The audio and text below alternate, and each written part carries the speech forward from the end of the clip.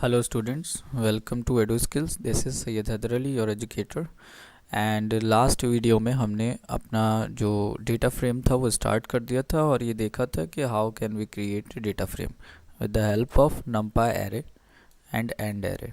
Okay, ये हमारा curriculum है, इस पर हम आ जाते हैं और यहाँ हम देख लेते हैं कि सीरीज़ के बाद अब डेटा फ्रेम में हमने क्या करा है, creation of A data frame from dictionary of series. यहाँ पर कुछ आगे की थोड़े से एडवांस वाले दे रखे कि जिन्हें सीखने के लिए हमें पहले बेसिक डेटा फ्रेम क्रिएट करना आना चाहिए. तो सबसे पहले हम क्या करेंगे कि बेसिक डेटा फ्रेम क्रिएट करना सीखेंगे. वो बेसिक डेटा फ्रेम क्रिएट करने के लिए हम अपने बुक की तरफ जाते हैं. उससे पहले मैं एक और बार रिमाइंड करा दूं कि यहाँ पर हमारा eduskills.com पर अगर आप आएंगे तो यहाँ पे हमारा कोर्स इस वक्त फ्री में है और सारे सब्जेक्ट का है. केमिस्ट्री है, उसमें बायोलॉजी है, फिज़िक्स है, मैथ्स है एंड इन्फॉर्मेटिक प्रैक्टिसेस है. तो आपको क्या करना है, सिंपली जिस भी सब्जेक्ट का कोर्स आपको चाहिए है उस पर आपको जाकर बस टेक दिस कोर्स पे क्लिक करना है और उसके बाद अपनी डिटेल्स एंटर करवा के अपने आप को हमारे साथ रजिस्टर्ड कर लेना है. Okay, so you can check and you can get our videos free for limited period. Okay,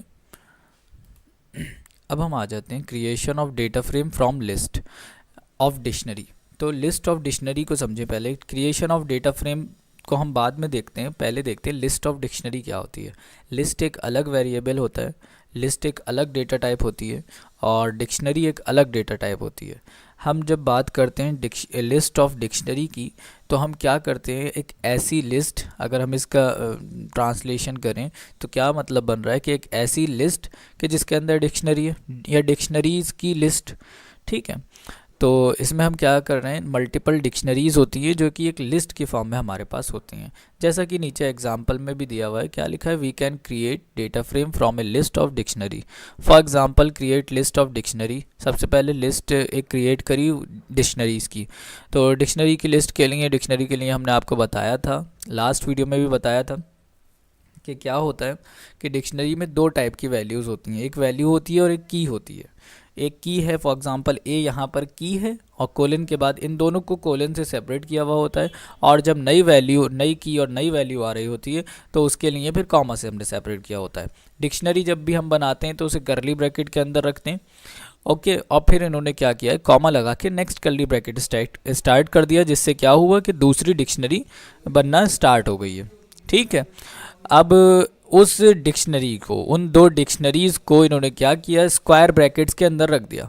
square brackets के अंदर रखने का मतलब है कि हमने एक लिस्ट में उसे असाइन करा दिया और लिस्ट बनाकर उसे एक असाइन करा दिया.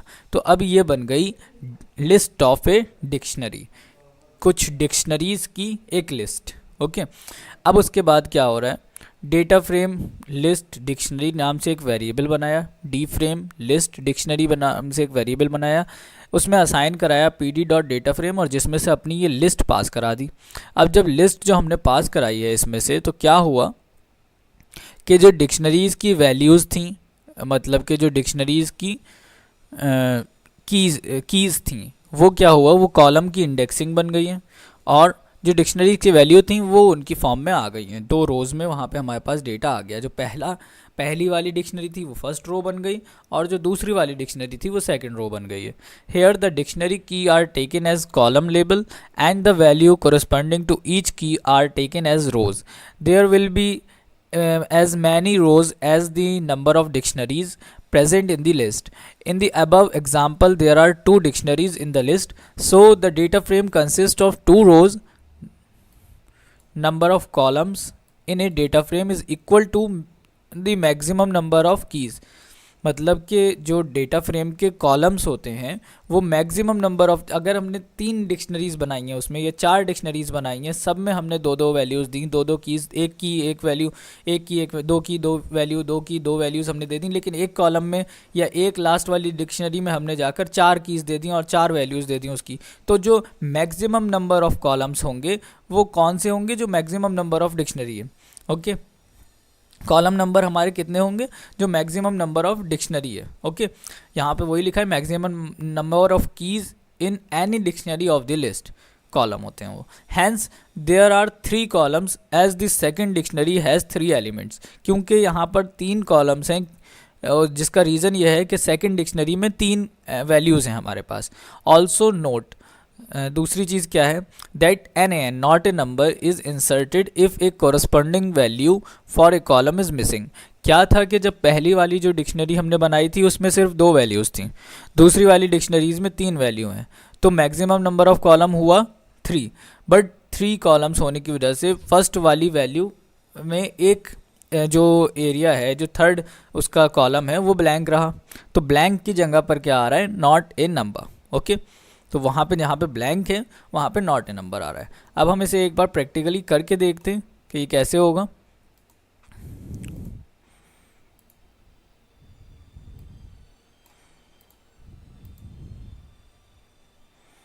मैंने अपना पाइथन खोल लिया है और इसमें मैं नई फाइल एक बना लेता हूँ। और सबसे पहले मुझे क्या करना है, इंपोर्ट कराना है पैंडास को, क्योंकि इसके बिना तो कोई काम होगा ही नहीं। वैसे एक अलाइज दे दिया पीडी। ओके, अब मैं क्या करता हूँ, एक लिस्ट बना लेता हूँ और उस लिस्ट का नाम मैं L1 रख देता हूँ। ओके, और अब इस लिस्ट में मैं एक लिस्ट बनाने के लिए हमें ये ब्रैकेट लगाने पड़ते हैं, और इन लिस्ट के अंदर मैं बना रहा हूँ डिक्शनरी। डिक्शनरी में क्या होता है, एक की होती है और दूसरी चीज़ क्या होती है, उसकी वैल्यू हम रख देते हैं 102, फिर हम कॉमा लगाते हैं और दूसरी की बना लेते हैं। ये दूसरी की हो गई, इसकी वैल्यू हो गई 103। ओके, तो ये 2 वैल्यूज़ हो गई। अब मैं दूसरी बना लेता हूँ यहाँ पर, कॉमा, दूसरी डिक्शनरी मैं यहाँ पे बना रहा हूँ और दूसरी डिक्शनरी में मैं वैल्यूज़ रख लेता हूँ ए। अच्छा, जो वो हैं अभी आपको दिखाता हूँ मैं यहाँ पर कॉलम्स, जो कीज़ इसमें हैं वही कीज़ हमें यहाँ पर रखनी पड़ेंगी, नहीं तो क्या होगा वो भी दिखाता हूँ करके। ए यहाँ पर रख दो हम 201 2, कामा रख देते हैं हम बी, इसकी वैल्यू हम रख देते हैं 203, कामा रख देते हैं सी, इसकी वैल्यू हम रख देते हैं 204। तो ये 3 वैल्यूज़, और मतलब जो पहला वाला था उसमें हमने 2 वैल्यूज़ रख दी और जो दूसरी वाली थी उसमें हमने 3 वैल्यूज़ रख दी। उसको हमने अब आगे बढ़ाएंगे और उसे रन करने की कोशिश करेंगे। ओके, तो इसको क्या करना है, सिंपली अब हमें डेटा फ्रेम में कन्वर्ट करना है। ये जो अब तक हमने बनाया है ये क्या है, ये है लिस्ट ऑफ डिक्शनरी। 2 डिक्शनरीज़ की एक लिस्ट हमने बना ली है। ओके, अगर हम चाहते हैं तो हम एक और बना लेते हैं, यहाँ पे क्रिएट कर लेते हैं, कोई इशू नहीं है।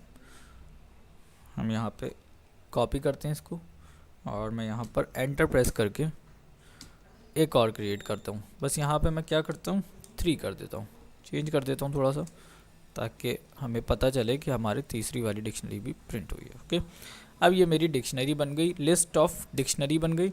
अब मैं क्या करूँगा, अब मैं एक DF बना लेता हूँ, डेटा फ्रेम, और डेटा फ्रेम के लिए मुझे लिखना पड़ेगा डेटा फ्रेम, और इसके अंदर से पास करानी पड़ेगी अपनी लिस्ट जो कि है L1, और उसके बाद मैं प्रिंट करता हूँ DF1 को। ओके, और अब मैं इसे रन करता हूँ, सेव कर लेते हैं, हम DF1 नाम से सेव कर लेते हैं। एक एरर आ गई है, जो एरर क्या है, data frame 1 name error. Okay, data frame is not defined. Wait, ये क्या हुआ है, ओके ओके ओके ओके, हमने PD डॉट नहीं लिखा, PD dot data frame see कि यहाँ पर हमारी सारी वैल्यूज़ प्रिंट होकर आ गई हैं, और जो नंबर C जो हमारा कॉलम है उसमें क्या हो रहा है, उसमें हमारी एक NaN यानी नॉट ए नंबर वाली वैल्यूज़ आ रही है। ओके, अब क्या करना है, हम देख लेते हैं इसमें कि अगर मैं इसे क्लोज़ करूं और यहाँ पर मैं कुछ कीज़ को चेंज कर दूं, मैं D कर देता हूँ इसे, और इसे कर देता हूँ मैं E, या इसे D करते हैं हम और इसे E करते हैं। अब हम रन करते हैं, C के क्या होगा, अब कॉलम भी ऐड हो गए, ए बी सी डी सारे कॉलम्स ऐड हो गए, बट क्या हो रहा है, प्रॉब्लम कहाँ क्रिएट हो रही है, प्रॉब्लम यहाँ क्रिएट हो रही है कि वो जो कॉलम ऐड हुए हैं उनमें वैल्यूज़ तो है बस एक जगह, तो उस एक जगह पर बस वैल्यू प्रिंट होकर आ रही है। तो एरर नहीं देगा ये आपको, अगर आप करते हैं एरर तो नहीं देगा, बट वैल्यूज़ इस तरीके से वो प्रिंट करेगा, जिस कॉलम का होगा वहाँ पे एक कॉलम क्रिएट कर देगा। तो अगर आपसे कोई पूछे कि चेंज करने में या इस तरीके को कोई क्वेश्चन आए कि चेंज करने में क्या कॉलम चेंज होते हैं या एरर देता है, तो कॉलम चेंज होते हैं, एरर वो नहीं देता। हमारा डेटा फ्रेम या हमारा पाइथन का इंटरप्रेटर कोई भी एरर शो नहीं करेगा वहाँ पे। अब मैं रन करता हूँ इसको एक और बार,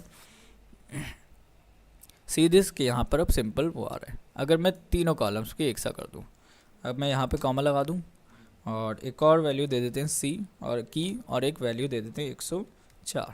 ओके, अब हम रन करते हैं तो सिंपली देखिए कि हमारा डेटा फ्रेम पूरा टेबुलर फॉर्म में एक बिल्कुल परफेक्टली डेटा हमारा प्रिंट हो रहा है। वो कॉलम नाम, जो कॉलम के नेम्स हैं वो भी हम चेंज कर सकते हैं, जो रो के इंडेक्सिंग है वो भी हम चेंज कर सकते हैं। आगे अभी हम सब सीखेंगे ये कि कैसे हम डेटा फ्रेम, पहले अभी जो स्टार्टिंग है हमारी, इसमें हम डेटा फ्रेम्स को क्रिएट करना सीख रहे हैं कि किन किन तरीक़ों से, किस किस तरीके से, अलग अलग टाइप से, अलग अलग वेज से हम डेटा फ्रेम को क्रिएट कर सकते हैं। ओके, तो आज का जो वीडियो है वो हम यहीं फिनिश करते हैं। नेक्स्ट वीडियो में अब हम देखेंगे कि how can we create a data frame from dictionary of list. Okay, ये बिल्कुल उल्टा हो गया है। अभी जो हमने सीखा है वो है लिस्ट ऑफ डिक्शनरी, और अब हम सीखेंगे इसके बाद नेक्स्ट वीडियो में डिक्शनरी ऑफ लिस्ट। सो तब तक के लिए ओके, हम यहाँ पे इसे फिनिश करते हैं अपने लेसन को। To subscribe our channel. Thank you.